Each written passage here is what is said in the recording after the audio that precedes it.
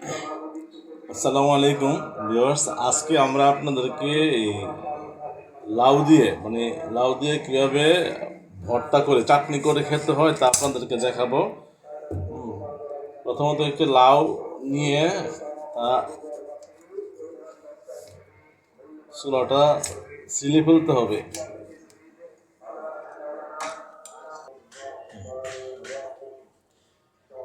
তারপর হচ্ছে আমরা এই লাউটাকে চার টুকরো করে নিলাম। সুন্দরভাবে।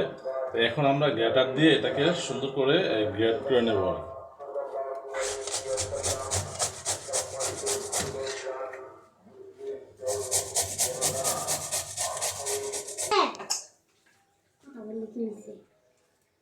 আমরা এখন হচ্ছে সুন্দর করে এগুলা এইভাবে ব্রেড করে নিলাম।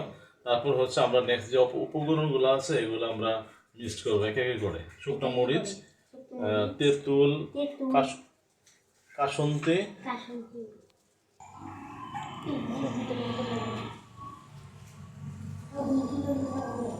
তেঁতুল, মরিচ, পোড়া মরিচ বা ভাজা মরিচ, সরিষার তেল, লবণ, আর হচ্ছে কার যদি ইচ্ছে হয় তাহলে রসুন বাটা দিতে পারেন, সাথে গুড় দিয়ে ভালোভাবে মিক্স করে নিতে হবে।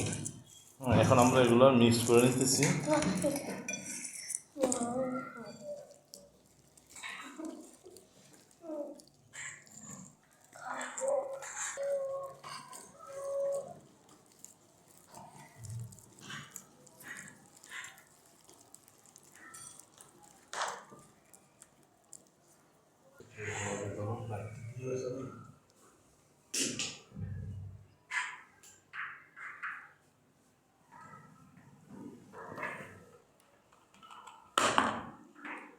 আমরা হচ্ছে কাসুন্দি আমরা মিক্স করে নিতেছি। না স্বাদ মতো লবণ দিবেন। মরিচটা হচ্ছে যে যতটুকু পছন্দ করেন জাল খাইতে অতটুকুই মরিচ দিবেন। এখন হচ্ছে আমরা যে লাউ যে আমরা এখানে কুচি করে রেখেছিলাম এগুলো আমরা এখানে দিচ্ছি।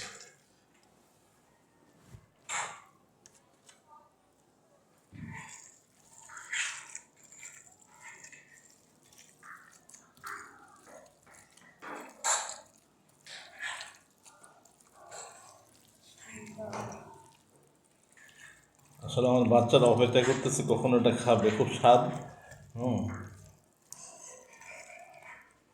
এখন ধনে পাতা আমরা দিয়ে নিব।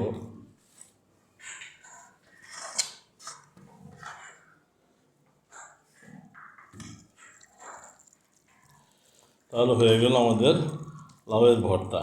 শীতের মধ্যে আসলে শীতের রোদে বসে এই লাউয়ের ভর্তাটা খেতে খুব মজা।